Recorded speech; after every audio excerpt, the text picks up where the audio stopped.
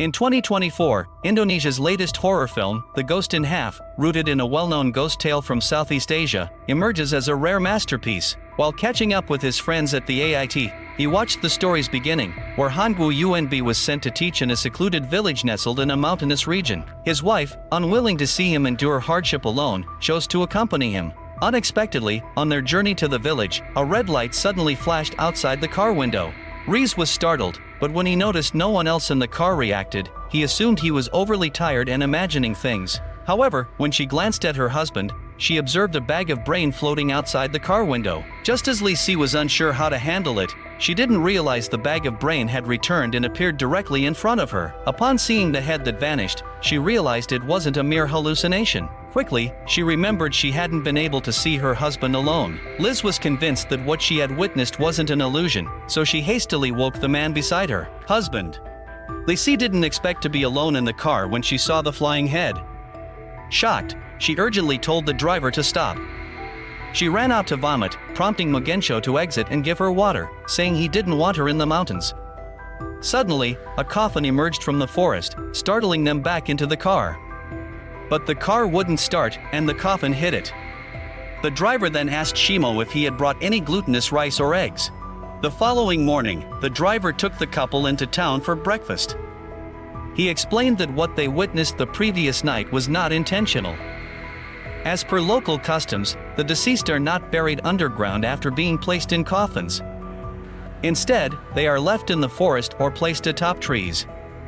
After they finished breakfast, they encountered Uncle Naoto, who was there to escort them to the island. However, once the couple disembarked from the boat, Uncle Naoto simply indicated the direction to the school and quickly departed. When they arrived in the forest, they discovered the trees were covered with flying switches, which frightened them, causing them to flee quickly. After navigating through the forest, they eventually reached the school.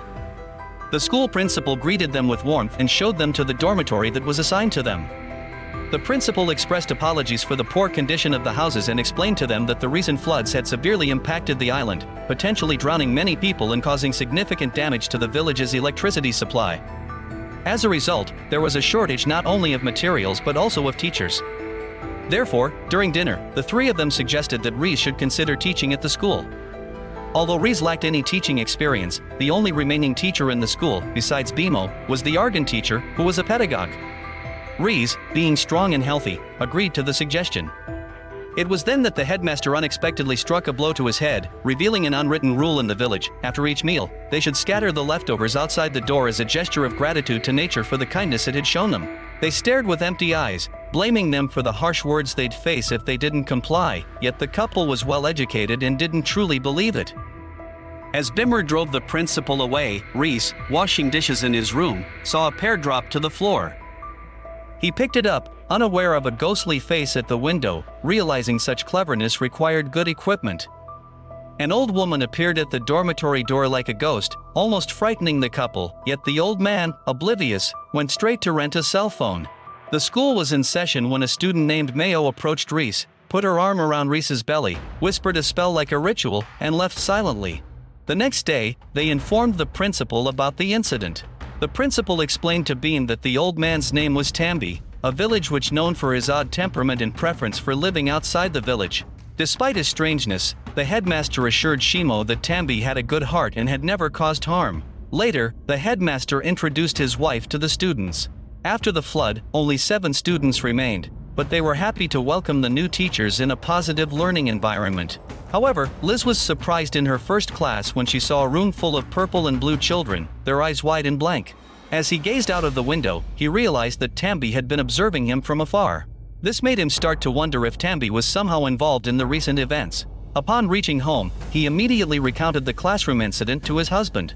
However, by the end of the day, it seemed that his wife might have been suffering from excessive physical strain. What he didn't realize was that as soon as he left the house, he spotted a shadowy figure behind the curtains.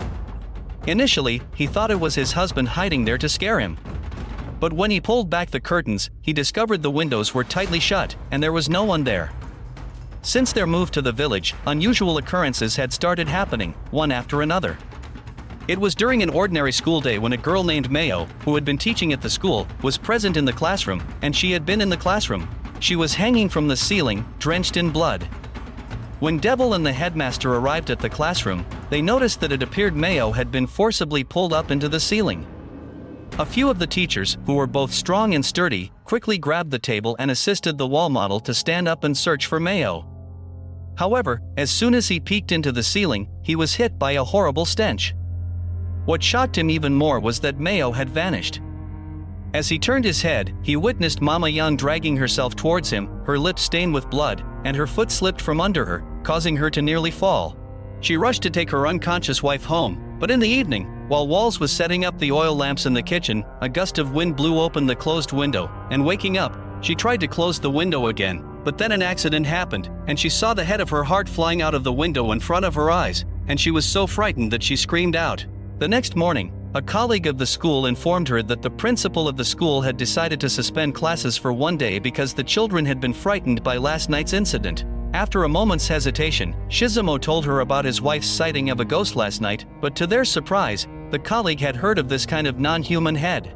In the local community, people call this kind of weirdness a ghost with a half-body and ominous existence. Then the couple was taken to the mayor's house and they were informed that Mina, a well-known traditional witch, had been staying in the house of the mayor. Mina took Hamani's hand and explained why she'd been haunted recently. Beam was delighted to learn that his wife was pregnant, but she soon realized that the rest of the village looked worried about the pregnancy. And it was only after Mina explained the story to Beam and Liz that a saying had been spreading in the village that a pregnant outsider would help the evil one to become a true evil. In order to prevent the words from coming true, Mina decided to make Reese take a special saline solution to prevent him from being used by Tambi, but when Reese heard this, he immediately fell to the ground and fainted. Then dark clouds began to form outside, and while people were wondering about this, Reese suddenly let out a painful cry, and then his whole face turned into a strange grayish color, and it was obvious that he was possessed by the evil one again. But fortunately, at this time, the evil one wasn't too strong. The townsfolk went to Tambi's house with torches to prevent more harm, but it was empty. The couple sensed danger and fled.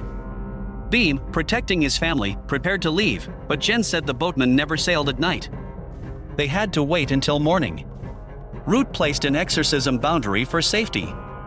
Though not a wizard, Root studied after half-ghosts killed his family. He successfully used the boundary to drive them away from the shaman's house. After being attacked by the half-sized ghosts repeatedly, they were unable to enter the house and howled in frustration. Eventually, they left Shizumo's home. However, the next morning, Shizumo was shocked to discover a fire had broken out at the island's head, burning down the boat. Realizing the village's only escape route was destroyed, I was speechless. At that moment, anguished and miserable cries arose from the village, clearly indicating that someone was using witchcraft to harm the people. It was evident that witchcraft was being used to harm others. Soon after, the wall model was alarmed to find her wife missing in the crowd. Terrified, the wall model searched thoroughly but found nothing. At that moment, she encountered the little Mayan girl who had been possessed by the evil demon days earlier. The girl pointed her hand towards a nearby forest of trees. A green paper of smoke led Walmart to his unconscious wife under an old tree. To revive Liz, Walmart took Mina's advice and left her at home for treatment. Meanwhile, the other men decided, after some discussion, that Tambi needed to be dealt with for the village's safety. Soon after, Walmart, guided by the village headman, went to Tambi's supposed hiding place. When they found Tambi and his wife, ready to act, Tambi simply raised a finger, immobilizing them. Then, the old man Arun revealed they'd been deceived, and that Mina, who seemed to protect Reese, was the real threat. At that exact moment, Mina was in the process of trying to remove the fetus from Lisa's abdomen. However, she was unaware that Tambi had previously placed a boundary on Lisa's abdomen when they had first encountered each other. Despite this, Mina managed to break through it swiftly by employing her Taoist abilities. When Tambi realized what was happening, he didn't bother concealing his true identity any longer. He immediately utilized the half-bodied ghost technique right in front of the 3D demons. In an instant, a powerful head surged toward Mina, with the wall demon and the 3D demons trailing closely behind. Yet, by the time they reached the scene, Mina had already vanished into the night. It was at this moment that Root retrieved the hair of the one who murdered his wife and children. Because Mina was responsible for everything, this green hair would indicate the direction of Mina's whereabouts. Eventually, Closed Fiend made his way to the forest, guided by the hair. However, what he did not anticipate was that as he searched for Mina using the hair, Mina also became aware of his presence due to the green hair. Consequently, the transformation of the ghost into a half-bodied Mina swiftly turned into a ghost. He approached Shirzwa quietly and launched an attack on him. Fortunately, Tambi's ghost appeared just in time to save him. Under the protection of Tambi, Shirzwa began searching for Mina's body.